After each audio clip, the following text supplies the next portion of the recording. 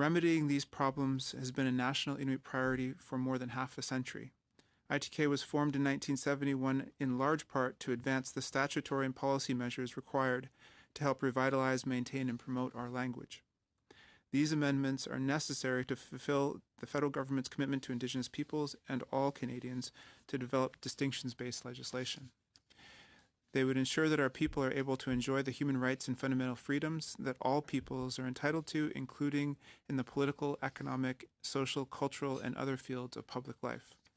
In our submission to this committee, ITK has therefore proposed amendments to Bill C-91 that would obligate the Minister to develop a separate annex to this Act in relation to Inuktitut.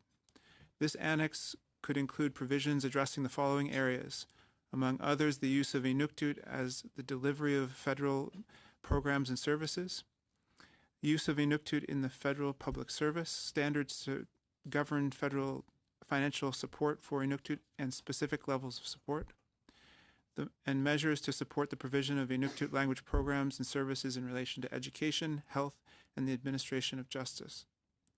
The amendments to Bill C-91 that we are proposing are consistent with documents and input provided by Inuit to the Minister of Canadian Heritage throughout the past 2 years.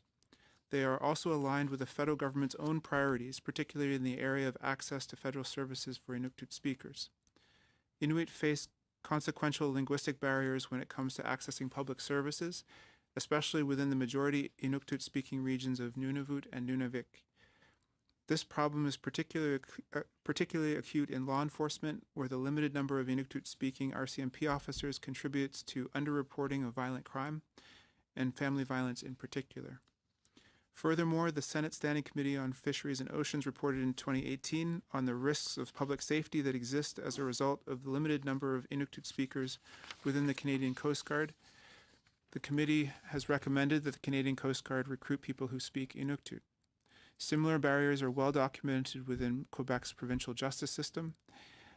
The federal government's unwillingness to provide services in Inuktitut within Inuit Nunagat has even served to undermine the federal government's ability to discharge its duty to consult and accommodate Inuit.